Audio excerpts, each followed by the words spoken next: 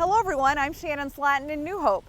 Here's a look at a few of the stories making the news today. And remember, if you want more, you can check out our website, ccxmedia.org.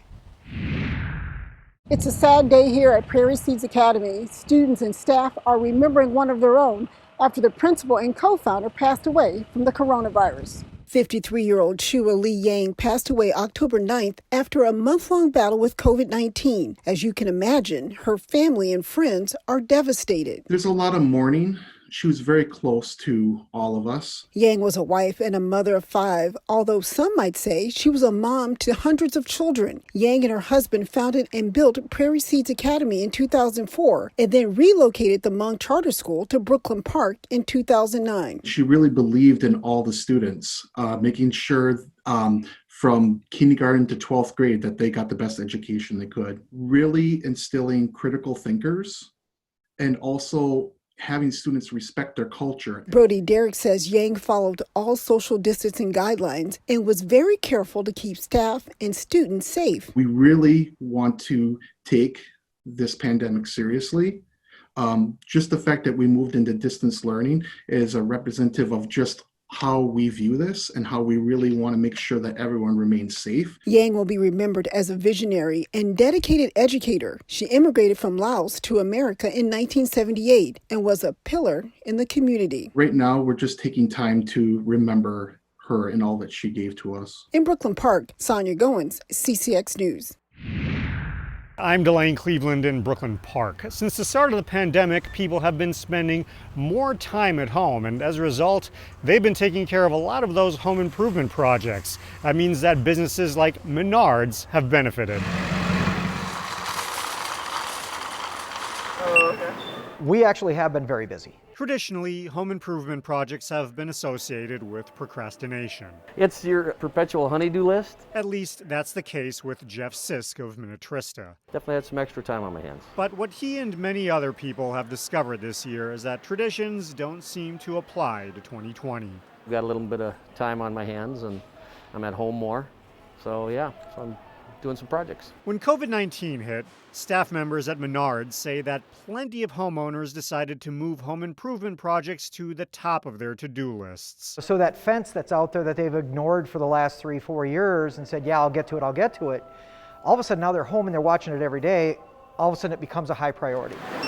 Not only did it become a high priority, General Manager Craig Carson says that many people decided to tackle these projects on their own. We've got tutorials on menards.com. Are they watching those and saying, you know what, I can do that?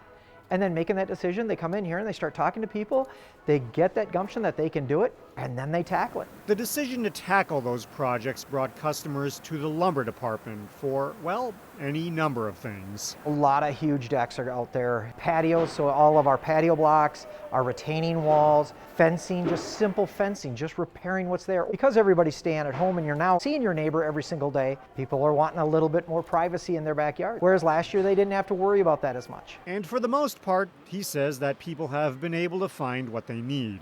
Yet during the height of the pandemic, a lot of the lumber mills shut down.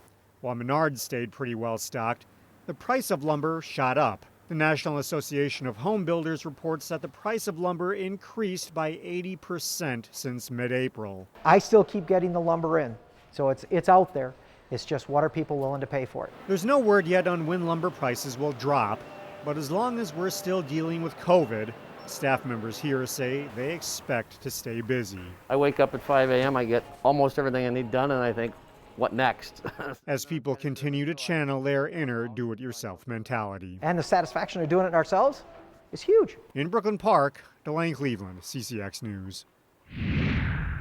Local residents may have noticed a higher water bill last cycle, but Golden Valley City staff explain where the uptick of water usage may be coming from. We're seeing an increase in residential usage and a decrease in commercial usage. With more people staying home due to the pandemic, Golden Valley Utilities Supervisor Joe Hansen says more water is being used. But that's only part of the reason why residents are seeing higher water bills. 2020 has been warmer and drier than 2019. 2019 was a record-breaking precipitation year. Irrigation is known to be the culprit of high water usage as well as plumbing issues. A toilet can run and no water leaks out on the ground. Therefore, it comes out of the tank into the bowl and straight into the sewer. So there's no indication on a water leak.